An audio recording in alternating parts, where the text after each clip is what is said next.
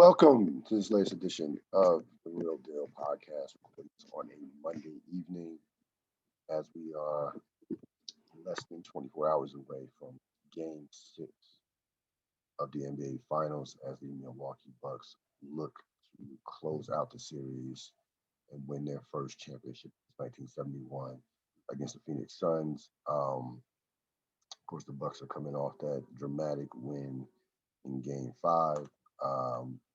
As we've gotten now, a couple of days removed from that Game 5, which was, one of the best playoff games of these playoffs. I'm not going to call it one of the great finals games of all time. Just slow down with that. But definitely one of the games of the year as far as in terms of the 2021 playoffs. Tremendous game. And now you got to, kind of time to catch our breath from that. I was looking at this series, looking at some numbers and some stats from this series and some trends that have leaned definitely towards Milwaukee's way since Game 1. Look at a couple of things here. You look at, and this is one of these things that I guess I don't know if every series has something like this or where you see trends, but the winner of the second quarter has won every game. The winner of the second quarter has won every game. And really, you look at the series has been decided by an individual quarter. And a lot of that, more times than not, it has been the second quarter. Game 1, Phoenix outscores Milwaukee by like 14. Outside of that, Milwaukee won the rest of the game as far as outscoring Phoenix. But of course, that they couldn't make up that differential of being minus 14 in that second quarter. Game 2, in Game 2, Game 3. Well, Game 2 was really these again. I think Game 2 was also the second quarter that was the difference in that series. Really, the first 3 games, the second quarter was the decisive quarter. And look at what happened, transpired in Game 5. Milwaukee puts 43 points on the board and wins the second quarter. So that has been even more important in the fourth quarter. And for whatever reasons, you can't put your finger on why. There's you can look at adjustments. You can look at foul trouble. There are certainly a number of factors that can go into that. But for whatever reason, the second quarter of this series has been the most important quarter in each game. Also, again, the Suns have won. Well, and I was wrong here. The Suns haven't won every first quarter of each game. But they have cumulatively outscored Phoenix in the first quarter. So for the most part in this series, Phoenix has controlled the first quarter of these games, but have been outscored cumulatively after from quarters 2 to 4 by the Milwaukee Bucks. And that's kind of how this series has gone as far as when you look at Phoenix jumping out 2-0, and then Milwaukee basically slowly starting Game 2. Starting starting in the second half of Game 2, slowly walking walking Phoenix down, and which gets us to the point where we're at right now in terms of them being up 3 games to 2. Booker and Aiden have a net rating of 100. What that means is when they are on the court, they are out when they are on the court versus when they are off the court. So their net rating is 100 plus 100. That is, so which tells you how important both those guys have been over the course of this series, in particular the last part of the series. We remember Game 4 when Aiden got in foul trouble. But not Game 4, excuse me, Game 3, when Aiden was off the court with the foul trouble, and Giannis goes, he has a second straight 40-40, not 40-10 game, basically 40-point game. That was a vital factor in terms of Giannis getting off in that particular game. And the Booker minutes where he's been off the floor have been disastrous for the Phoenix Suns. And which is one of the reasons why you have had a lot of people questioning Monty Williams keeping Booker out that 6-minute stretch in the first half of game 5, and then that 6-minute stretch, that is when Milwaukee started to take it really got back in the game and ended up getting the lead. When Booker left that game, I think they were up by 13. They were up by 16 when he left the game. And then when he came back, they were only up by 3. So this is within the same quarter, in that second quarter. So be interesting to see how many minutes does Booker play.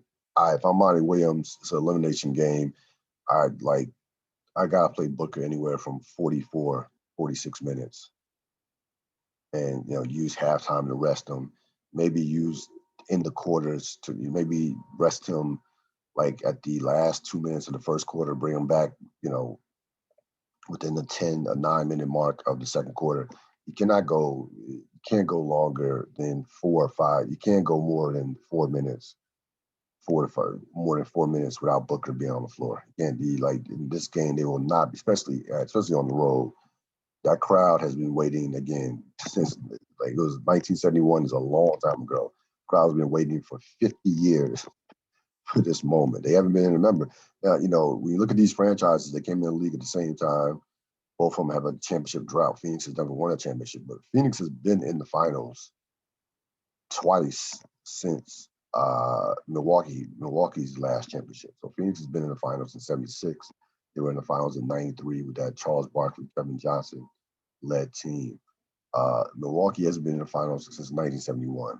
Those fans, that environment tomorrow night will be insane. I mean that stadium, that arena will be going nuts. So it's gonna be interesting to see how Monty Williams manages his timeouts.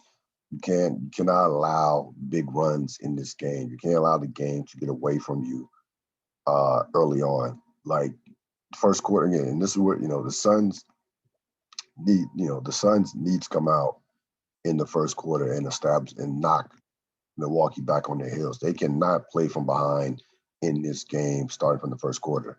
They've been the stronger team in the beginning for whatever reason. They've been the stronger team in the first quarter. That has to play out tomorrow if they want to have a chance to win that game. They cannot fall behind 8 to 10 points in the first quarter because the way the series has played out, Milwaukee has gotten stronger, especially as the game has gone along. So we'll see what happens from that standpoint. Giannis's leadership. So I've watched every press conference in post game with interview in terms of Giannis with Giannis. Of course, when you're watching the game, as close as I'm watching it on the court, looking at the body language, looking at his interaction with teammates, and his perspective in terms of this series, and maybe even in terms of just even going beyond basketball, in terms of life, is exactly where you would want your best player to be, or your best player to be at. Never too high, never too low, keeping everything in its proper perspective, staying encouraged even after when they were down 2-0, staying upbeat, but being honest at the same time.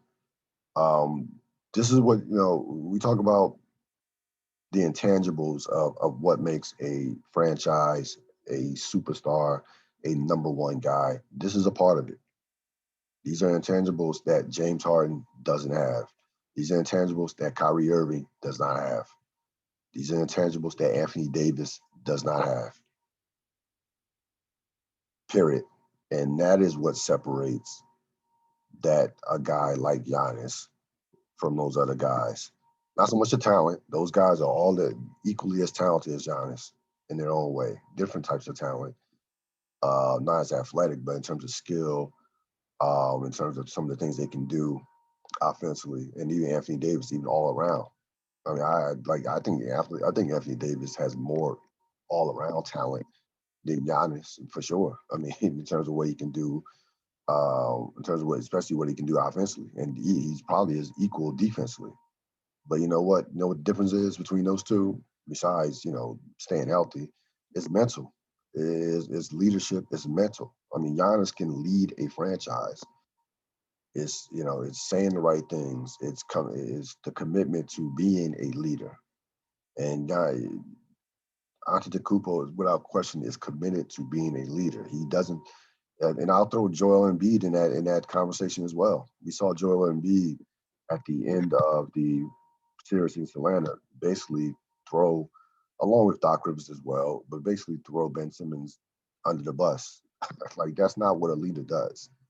That's not what a number one player does. That's not what a great player does. You just don't something that you just don't do in a press conference, even with the season being over. So his leadership in this series throughout the course of these playoffs has been a major factor in terms of where Milwaukee's at right now. There were plenty of times over the course of these playoffs where the ship was leaking and they could have easily went down, as we all know. That Brooklyn series in particular. So that is and again, I think Giannis is probably his upside. We'll see again his upside, his ceiling in terms of what he can be. I think we're starting to scratch the surface, and we're starting to see what his ultimate potential is, and he's gotten better over the course of these playoffs. He's improved over the course of this series. If you really closely watch him, and I've mentioned on previous podcasts, in regards to his decision making, his thinking the game through. He's not just dependent on pure athleticism. How many offensive fouls has he gotten over the course of this series, or even throughout the playoffs? It's not been that many when you compare it to the regular season, or you compare it to the last couple of years. But of course, with that being said, everybody doesn't see Giannis as this great leader, or see Giannis as that, as a transcendent player. I'm going to read you a Spencer Dinwiddie quote, not quote, but tweet from yesterday. This is what Spencer Dinwiddie said. Just a thought of an interesting what if. Maybe at Marvel inspired me. Whoever at Marvel is, I don't know, not aware. Giannis is out for Game 6 due to health and safety protocols, close contact with thymus. Bucks still win. Does Chris Middleton get Finals MVP? Now, after being destroyed on social media, on Twitter, he responds, "Let's not take this too serious. It was a at Marvel inspired what if. Giannis deserves Finals MVP if Bucks finish this thing."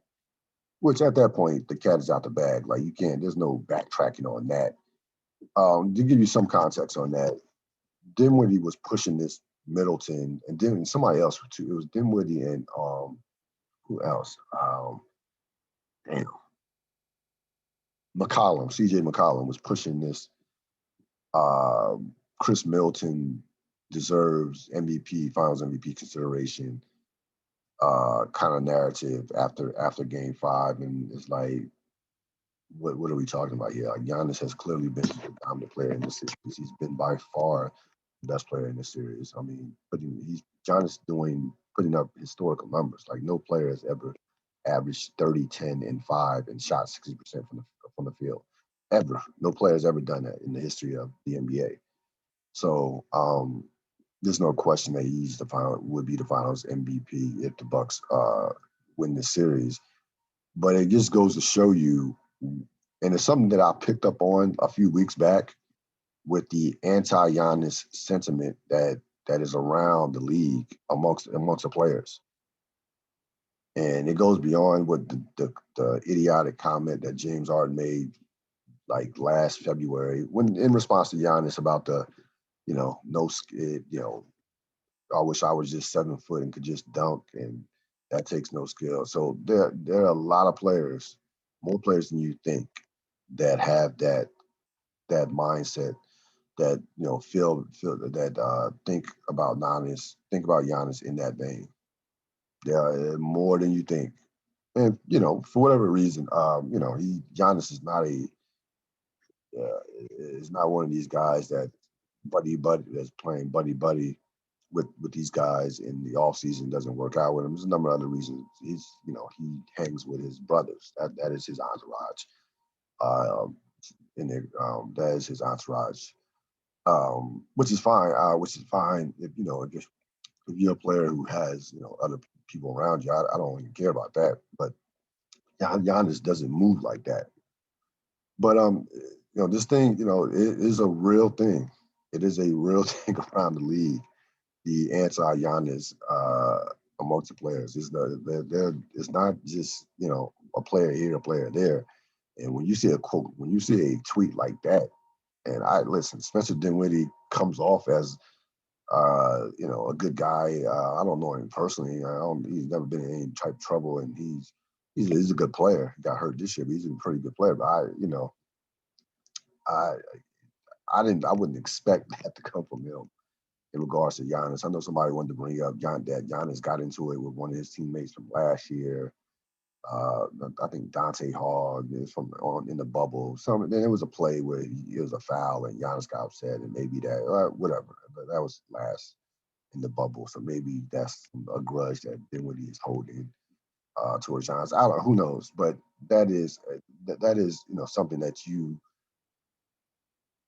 don't normally hear from another player about another player in regards to where you're trying so hard to push a narrative that you would say that, well, if he gets COVID, or if he gets in COVID protocols, will Chris Middleton then be a stronger candidate for Finals MVP? My goodness. Which, by the way, and to answer that question, no. Even if Giannis were out and Milwaukee won, he still would be the Finals MVP in this series. So it is what it is. From that standpoint, if Milwaukee does wrap this thing up, boy, it's going to be, you're going to hear a lot of crow being eaten by people in regards to Giannis. But you're also going to get a lot of, this is one of the worst teams in Finals history. This championship, injuries aided this championship. You'll hear a lot of that shit over the course. If either one of these teams were to win it, you probably would hear that. But and as far as Phoenix goes, listen, this series is far from. I said it a couple of days ago. I'll reiterate it now. Series is far from over. This is 3-2. Now the odds are stacked against Phoenix from a standpoint of in the history of the finals, teams down 3-2 on the road don't normally fare well. Don't fare too well. I think that the record is something like 10-1 in there, 1-10, with the only victory in the last 20 years or so is Detroit in the 05 finals against San Antonio when they were up 3-2. When they were down 3-2, they went to San Antonio and lost. And they went to San Antonio and won, but again lost in Game 7. And of course, the format was different. The home team had the last two games, Game 6 and 7 at home. Phoenix does not have that luxury. Normally, we've seen teams come from 3-2 down, but normally we see that when they have the last two games at home. Lakers, Lakers in '88 and 2000 and in 2010. Saw it with Miami in 2013. Saw it with Houston in 20 and '94. So that, I mean, it's not uncommon. It's not outlandish to think someone could come from 3-2 down in the NBA Finals. We've seen it before, but this one being down 3-2 on the road is a much steeper hill to climb for the Phoenix Suns. But again, listen, all you gotta do is win one game. You win one game, and you have Game 7 at home. You have Game 7 at home in your own building. Again, I picked Milwaukee in 7, but I do think tomorrow night will be their night. To be honest with you, like I think that crowd. I think that's the sense of urgency where they're at, the way this series has been trending. I mean, again, I think this would be a very close game. I would be shocked if it was a blowout. I think the series has tightened up. These last two games in particular have been close games, and I would not expect. I don't expect it to be any different come tomorrow night. I think that'll be a fourth quarter anybody's game within the last 5 minutes. I really do. I really expect it to be that type of game. A lot of heat being put on Chris Paul, and it's kind of been a couple of narratives with Chris Paul. It's been the he's injured narrative, and it's also been the basically Chris Paul has been terrible narrative, and I don't believe either one of those narratives to be accurate. I think Chris Paul overall in this series has been good, has been pretty good. I don't think he's been great, but he's had moments in this series. I mean, Game 1, I keep hearing about him not having this signature game. Game 1 was a signature game. That game, he was 32, basically like 32 and 8, played great, couldn't miss a shot, took over in the third quarter. In the second half, had 21 points. I think he had 21 points in the second half. That was a signature performance in that game, in the series for him. So you can't say that he has not had a signature performance in this series. That's just not accurate. But as the series has gone along, there's no question that Drew Holiday has worn him down. And you also have to think about this: not only being guarded by Drew Holiday, but Chris Paul is getting caught in switches where he's guarding Giannis or matched up against Chris Middleton. Both those players are bigger and stronger than him, and that takes in the post, especially in the post, that takes something out of you. There's no two ways about it. Chris Paul is 6 foot, 6 feet, 185 pounds. Middleton's at least 225, 230, and Giannis is about 250. So they called Chris in a number of switches. And even Drew Holiday is stronger than Chris Paul. We see him post up Paul and take advantage of his size advantage he has over Chris Paul. So that to me has been the bigger reason why Chris Paul has kind of tailed off in this series. Again, he's not been terrible in this. He's not a bad series. Let's be real fair about that. He's about 21 and 8, and his shooting splits have been great in terms of he's over 50% from the field and 50% from 3-point range. Excuse me, and 50% from the 3-point range. But he over the last 3 games, beginning in he had a bad game 4.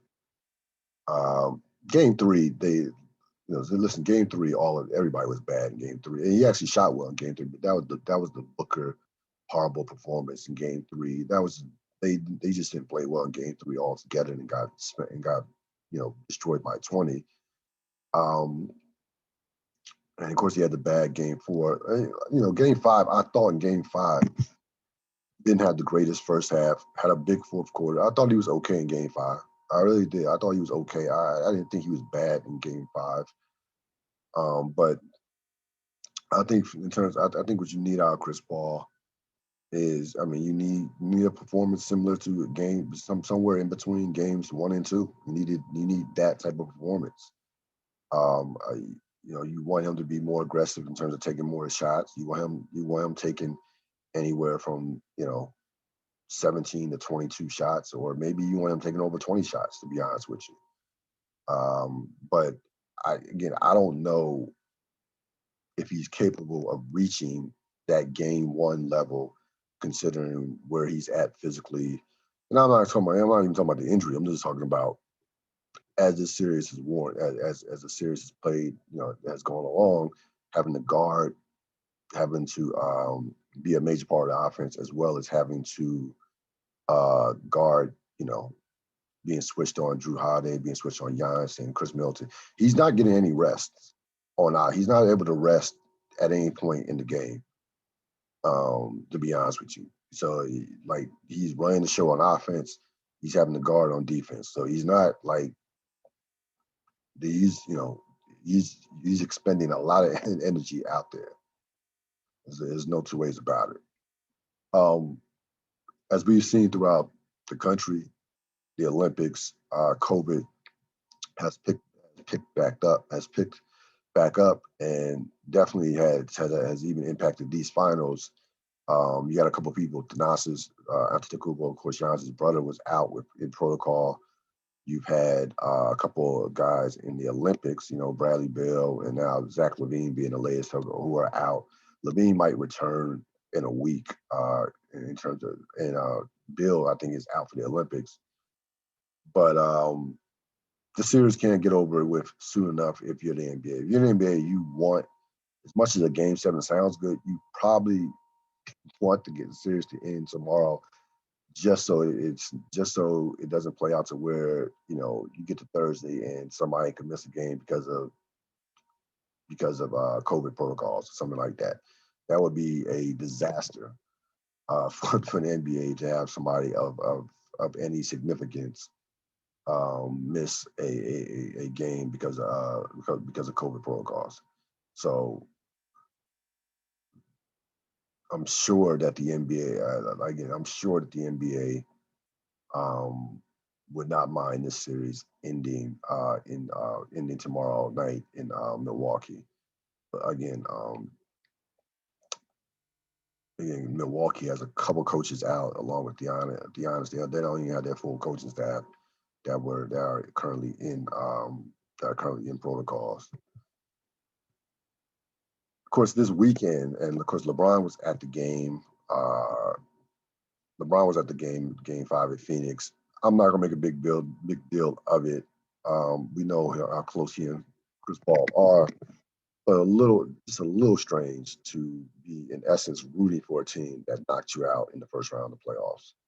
They're just a little strange. They're not going crazy about it, but found that curious. Space Jam came out this weekend, came out Friday on HBO Max, and certainly is out in the theaters as well. It's the #1 movie in America, well over $30 million, $31 million, knocked out Black Widow. So kind of LeBron can kind of, respond to, being critics who destroyed the movie, and of course he did, with tweeting to the haters and tweeting the numbers, which is which is fine. He can gloat with the success of the movie. Listen, I'm not gonna get like, I had zero expectations of the movie, just like I had zero expectations of the first Space Jam. They both, to me, are horrible movies. But again, I say that from the standpoint of I had no expectations of the movies. I'm not gonna say it was the worst movie ever created, but I wouldn't pay to see it.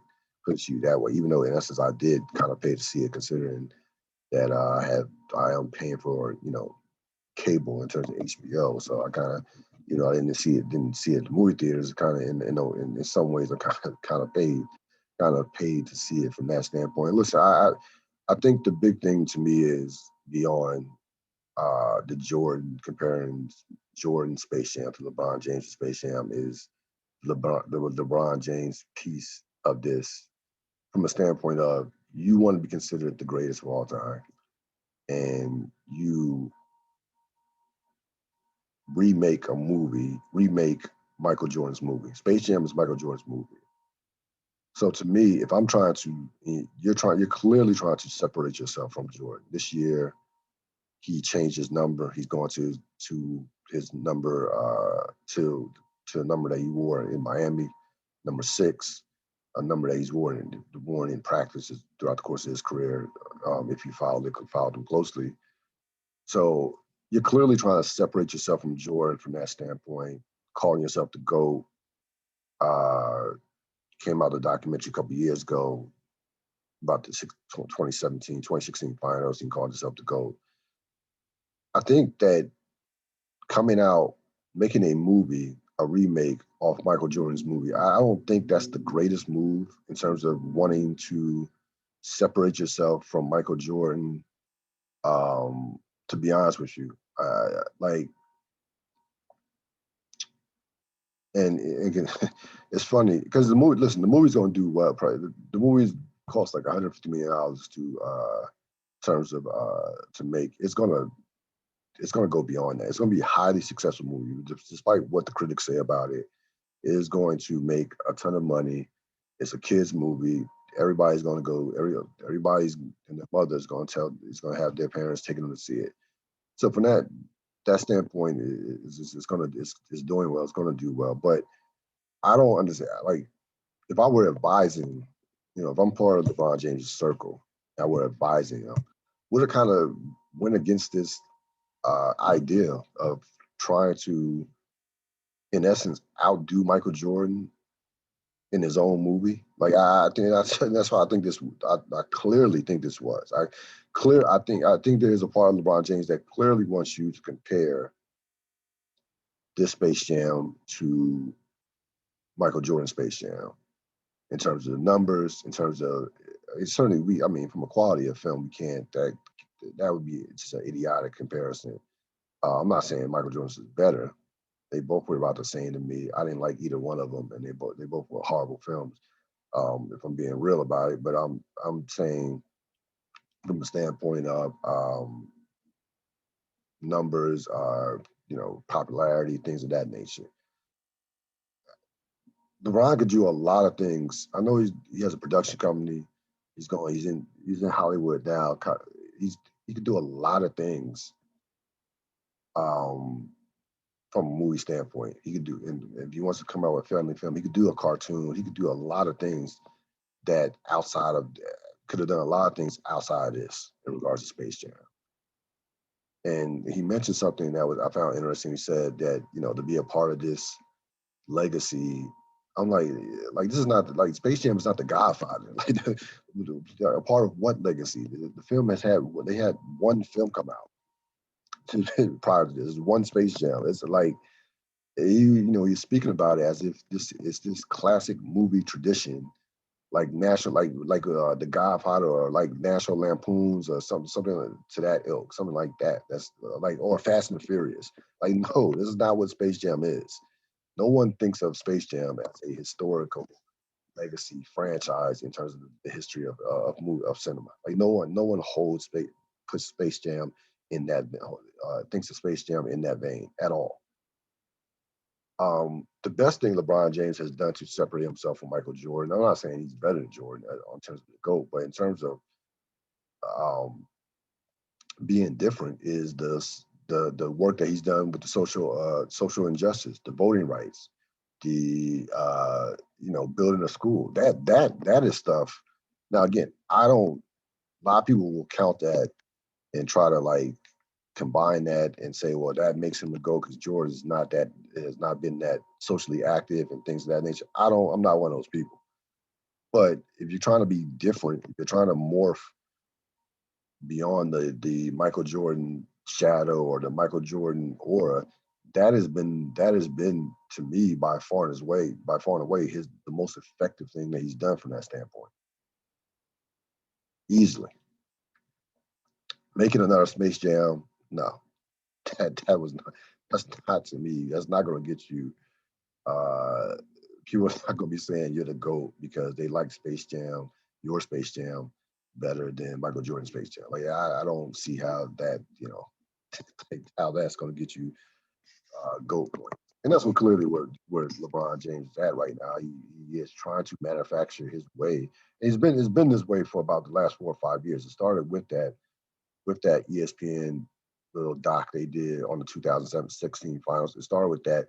So for the last 4 to 5 years, LeBron, and he's had comments, tweets, never played on the super team, won 2 of the toughest championships ever. So he's building this.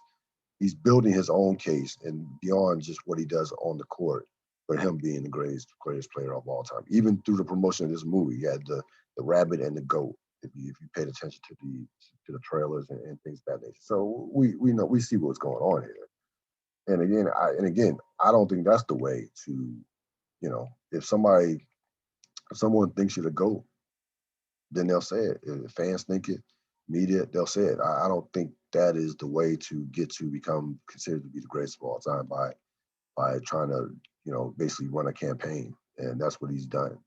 So again, listen, I'm not going to tell you not to go see the movie. I mean, it depends on what your expectations are. If you have 0 expectations, yeah, sure, go see it. If your kids want to go see it, take the kids. Fine, make it. I know there were a lot of family movie nights that were made out of it. Great, that's cool. That's it. That's perfectly fine. But I don't watch the movie with film or cinema expectations. And then you're gonna disappoint yourself. But anything else, you want to watch it for fun or just because you're out of just pure curiosity, then so be it.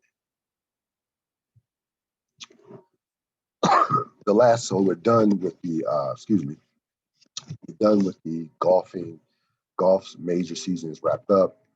Of course, the schedule switched a couple of years ago, where it used to be the British Open. Now is the last major win for years. In previous years, it had been the PGA Championship, which I think it makes sense to have the British Open, the last major. I think probably outside the Masters, the British Open is the most respected and prestigious of the 4 majors, and COLLIN Morikawama is the new British Open champion. Of course, he didn't have one last year because of COVID. This is his second major. He's only 24 years old. He has all the makings of a superstar, of the next great big time golfer. Second win in 8 major starts, as you see on the screen.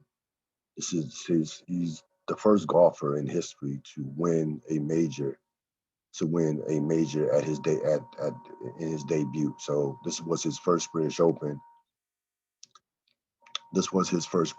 He wins it. Last year, he won the PGA Championship in his debut as well. So you're talking historical stuff. When you start talking about what he's doing right now at such a young age, he finished this year with 3 top 4 finishes, 3 top 10 finishes in the majors. His lowest finish was a tie for 18th at the Masters. At the Masters. So this was, or no, maybe that was at the that might have been at the PGA. So that might have been at the PGA. I think the PGA had the PGA last. Was the last or U.S. Open. So U.S. Open was 4th. The PGA was the first one. The Masters was the second. So he was okay. There we go. So tied for 18th. He was tied for 18th at the Masters, tied for 8th at the PGA, tied for 4th at the U.S. Open. So he's had a big time year. The question would be, and again, I watched I watched a lot of this on the weekend. Didn't see too much of it on Thursday and Friday. Saw some of it, but watched a lot of it over the course of the weekend. The question to me is, will he be Rory McIlroy, or will he be Nick Faldo, Lee Trevino, Arnold Palmer in terms of major wins? Rory McIlroy has won 4 majors, but hasn't won a major remarkably since 2014. Rory McIlroy, I think, is only like 32, so he's still relatively young. Won all his majors at a very young age, in his early 20s, and looked like Rory McIlroy was on his way to winning 8 to 10 to 12 majors. He has not. Is really one of the most. It has not really been reported like that. I think there's so many great players in the sport right now that storyline is kind of getting lost that Rory McIlroy has not won a major since 2014. So I think with this guy, again, will he be that, or will he be a player who wins 6 to 10 majors, or 8 to 10 majors? Um, I'm very impressed with his demeanor as far as his handling of the media. Said all the right things. His game is something to where it's, aim small, miss small, miss small, miss small. It's like is the best way to describe it, and it's like he doesn't overwhelm you physically with great power. He's not. I think he's clearly talented, but I don't think he's one of these guys who has this prodigious talent like Phil Mickelson or John Daly or Tiger Woods. I don't think he's on that level from a talent standpoint. But it's interesting with golf. Golf is such a mental sport that is the guys that win the most majors, the guys that are constantly in these tournaments, like a Brooke Koepka, who has just who seemingly who kept Brooks Koepka, who seemingly is a guarantee to finish in the top 10 in a major. He just routinely has in the last 3 or 4 years. Is those guys don't make the big mistakes. Those guys don't beat themselves. And if you're a guy that doesn't beat himself, you will find yourself on the right side of these majors, either with a top 5 finish or just outright winning them. Now, it's going to be challenging for him. I don't think any one player is going to dominate the sport. It's too hard. It's too hard because the competition, there are too many great players in golf right now. The field is deeper than it's ever been. I mean, there are a number of guys who who are in their primes, in their 20s, and even, somebody said something, and Louis Oosthuizen, who led the tournament for 3 rounds, and again, it got destroyed for not, coming out on top. They were saying, they have people talking about him as if he's done. He's 38 years old. That's not particularly old for a golfer. Phil Mickelson just won basically a major, one PGA tournament at the age of 50. So he has time left, but there are so many top players, and the field is so deep that I don't see any one player dominating the sport. But it's still something to be said to finish in a top 3 in a major. And getting to MorikawA before I get to Oosthuizen and Koepka. MorikawA again has the type of game to me that I could see him running off like 5 majors in 10 years. Like I could see that type of run, 5 majors in 7 years, 5 majors in 8 years. I could see him having that type of run. Like if you tell me at the age of 30, and that'll be like 6 years from now, at the age of 30, that he has 6 majors, wouldn't least bit surprise me. I think he'll have at least 4 majors by the age of 30. But again, it's harder now than it's ever been to win a major tournament. Like it really is. The field there are a number of talented guys, and there are guys that are just that when we get to our next major, which is the Masters next April, there'll be another someone in their mid to late 20s that's emerged that would have emerged that we've barely heard of. That's how quick these players in golf become great players. As far as that's how much talent there is in the golf pool right now. Jordan Spieth seems to be getting back to form. He finished in second place. Had a couple of top 3 major finishes this year. So, wouldn't be surprised if he won a major next year. I already talked about Koepka. Oosthuizen again. This guy, you can't call him a bridesmaid because he has won a major. So you can't call him a bridesmaid, but 6, for his career, I mean, he finished third, but coming into this tournament, he had, 6 runner-ups, which, just shows you that he's always, always in contention. This year, he finishes with 3 top 3 finishes in majors. Listen, that's a big time year. I don't care what anybody says. You finish in the top 3 in the major. You finish in the top 3 of the 4 majors.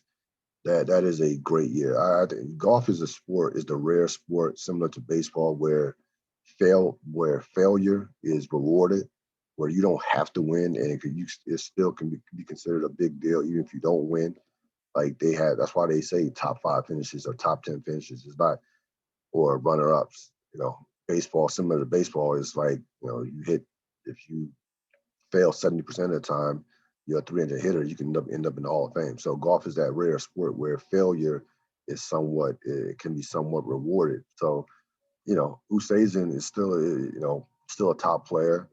I would not dismiss him as not being able to win another major in the future, in 2022, because he's kind of in golf.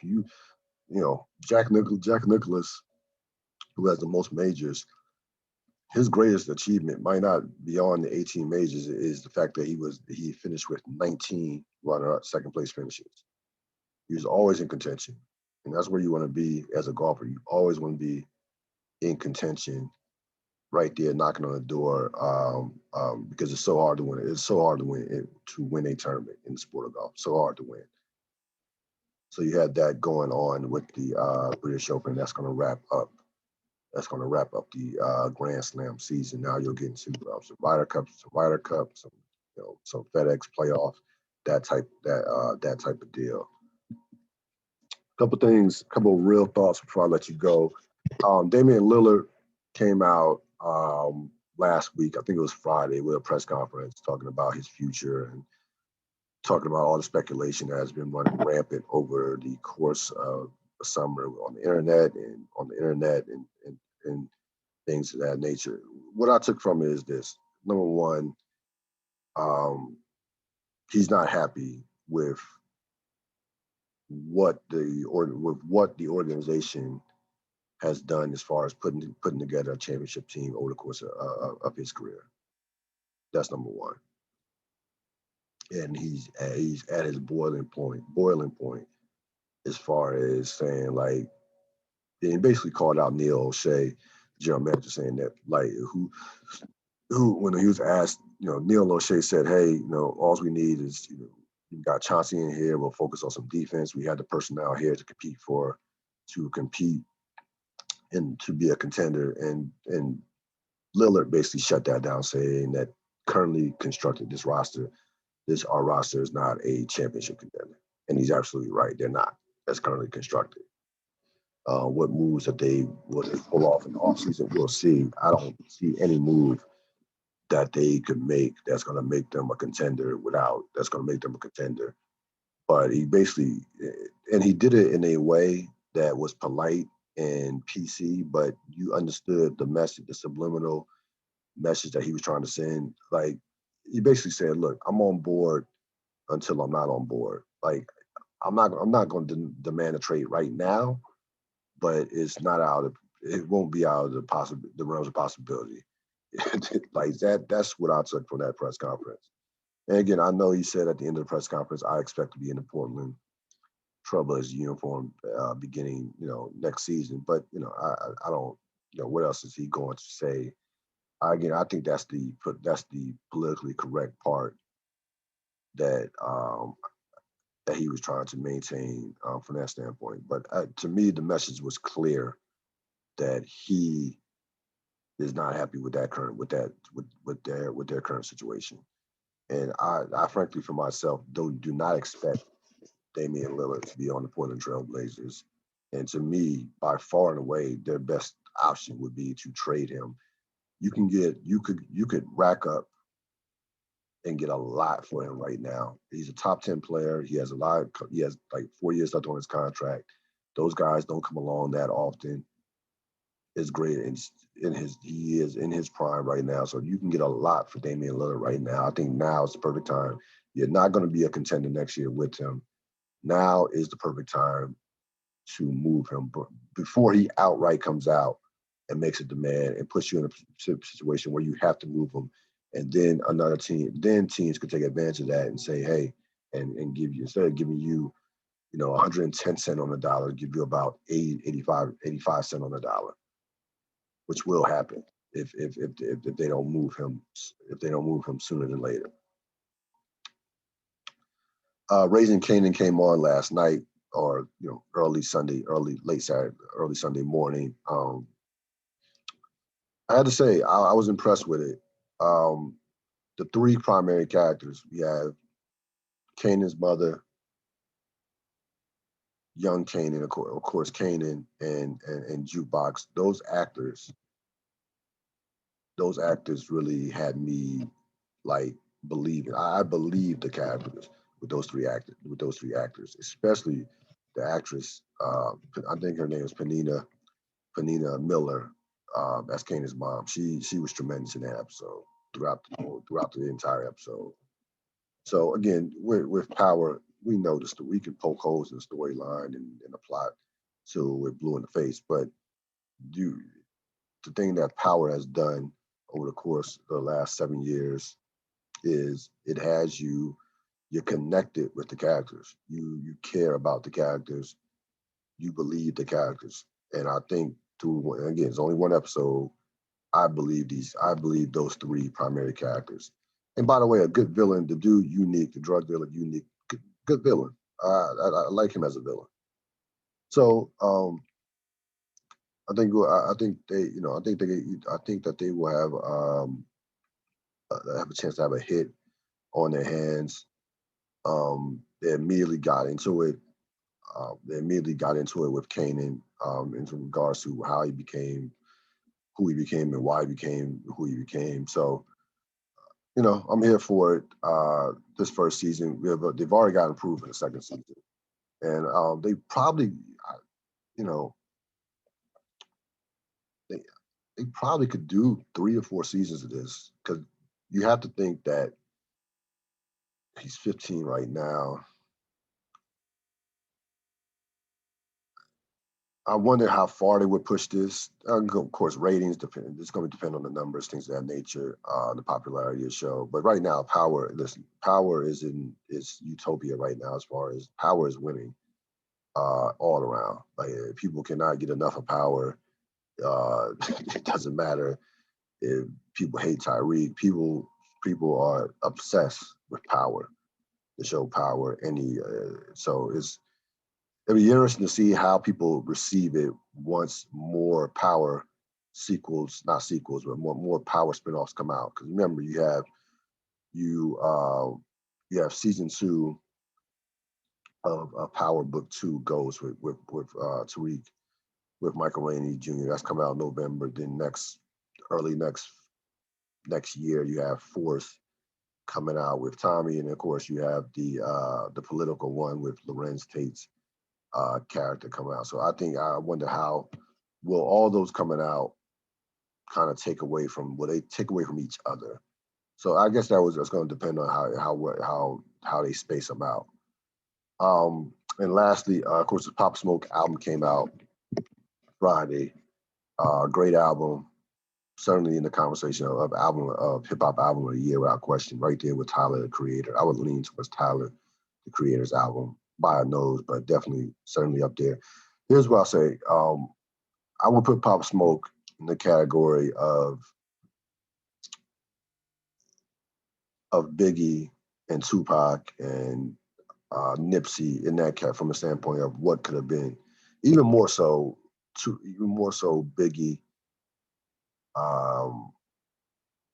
and Nipsey in terms of what could have been as far as what could they have been as far as they evolved and as far as their careers continue to make music. The reason I don't say that with Tupac is because I think Tupac was headed towards would have continued to make music. But I think Tupac had reached his apex as a musician. I don't think Tupac was going to become a better rapper.